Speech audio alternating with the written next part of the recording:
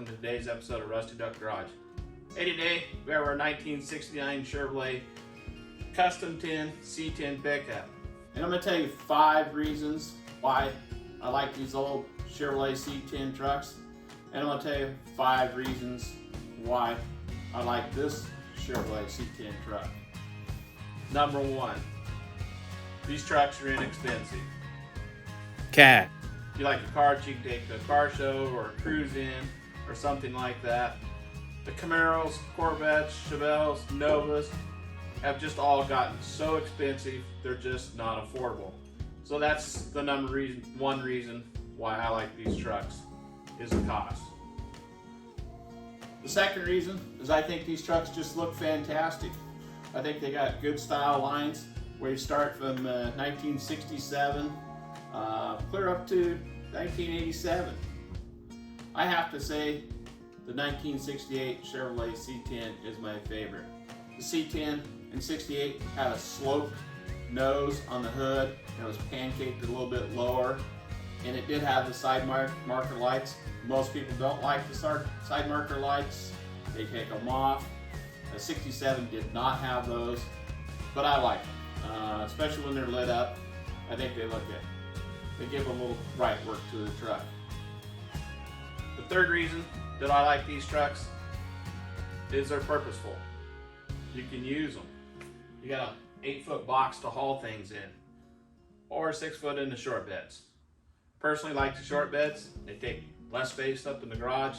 I don't really use these trucks for hauling much of anything, little yard debris, that sort of thing, maybe a motorcycle and that sort of stuff. But they are a very useful truck.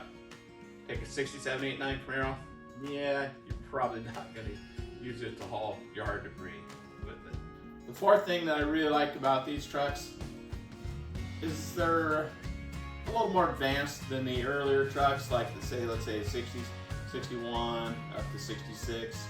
Most of those trucks did not have power steering, power brakes. These trucks, a lot of them did have power steering and power brakes, and it really makes a lot of difference in driving these trucks. The fifth thing I like about these trucks is they handle well.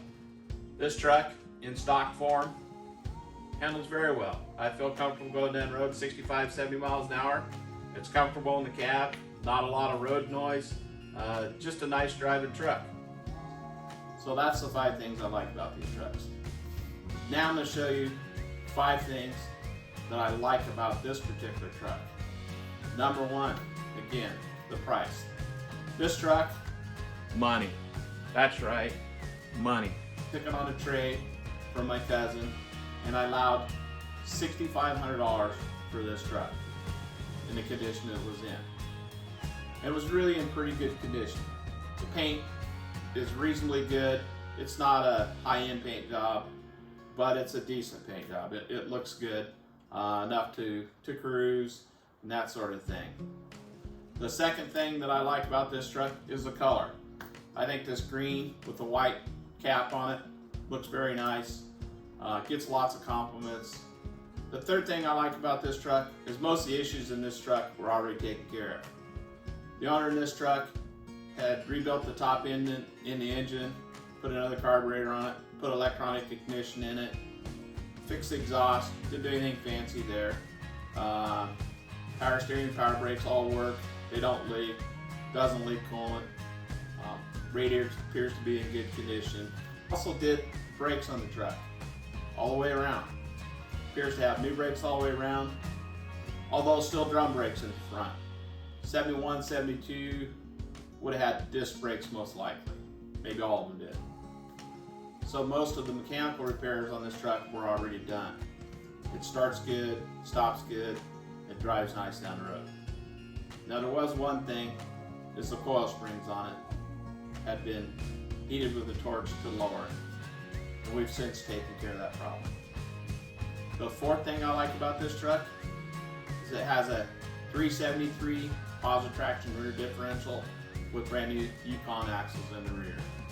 The fifth thing I like about this truck, it has a factory turbo 400 transmission.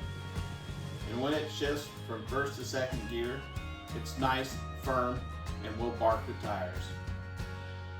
So as you know, with a small block Chevrolet, turbo 400, 373s and a positive traction, you can have a little fun in these trucks. So those are the things that I like about this truck. Let me tell you a few things about this truck that I've done to it and some of the things that I've found out about it since I purchased it. Number one, the truck had coil springs that had been torched to lower it. In my opinion, they were compromised. The truck came with a new set of springs, a 4-inch drop gear, and 6 for the rear. I've installed the front springs in the truck, lowered it down, and I think it sets very nicely. The other thing I did to this truck is replace the wheels. This truck had a set of chrome wheels on it, some cheapies, bottom line wheels, but they looked nice. Had some decent tires on it, radial TA tires on it that I pulled off of it because I like the Chevrolet rally wheels. So I found a set of the 15x8 Chevrolet rally wheels, 2 of them on Facebook Marketplace and 2 at a yard sale. So I have $100 into the wheels. I cleaned them up and painted them. And then I bought new trim rings, front and rear, off of Amazon for under $100. And then I bought the 4 center caps also off of Amazon. Not that I like Amazon, but they were about $60 for all 4 of them. The lug nuts were already on the truck. Then I bought tires for it, and we're running a 275/60, 15 in the rear, and in the front I changed it to a 255/60, 15. I didn't like the height of the 245/60s I normally run on these trucks. Just seemed a little bit low to me. I think these fill out the wheel well quite nicely.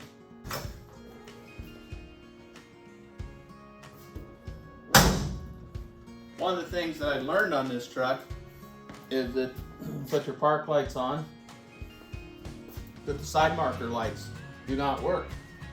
And I first thought, probably have a bulb out. So I opened the hood and went to the back side of the light fixture there, and there's no bulb, but there was no wires, no plug-in for the bulb, no nothing. Well, apparently in '69 they had provisions to put a socket in there in the marker lamp housing, but they weren't wired for it. It'd be pretty simple to add a socket and a bulb and wire it in, but I have not done that yet. Been fixing all the other little things on this truck. The other thing I like about this truck is it has pretty decent bumpers on it. It has the custom sport rear bumper on it. Looks like it's brand new with brackets on it. Fits very nicely. The front bumper is in decent shape. It's used, but it's not bad. I believe they replaced the grill. The grill in this does not have Chevrolet embossed in it, which I think it did originally. Okay, we're going to give you a little peek at the interior in this truck. And overall, for what it is, it's pretty clean. The turn signals work, the heater works, the radio works, all the gauges, speedo work, fuel gauge, all the little things, which makes it nice. Seat has been recovered. Not sure why blue, but I'm okay with it. It's comfortable. As you know, these trucks don't have a lot of room in them. Seats are fairly thick. Doesn't give you a lot of room, but it's still a comfortable truck to drive. He put a more modern steering wheel in it. I kind of like the one that they put in there. Kind of goes with the old GM theme there, although it's not a factory wheel there.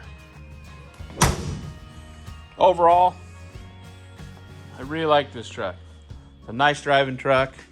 Does all the things it's supposed to do. It's pretty presentable. When you get up close, you'll see a lot of issues, a lot of little things. But those are all things that you can fix with time on these trucks. Because the budget on them is low. They're cheap to buy initially. And you can learn if you don't know how to work on these trucks. They're very simple.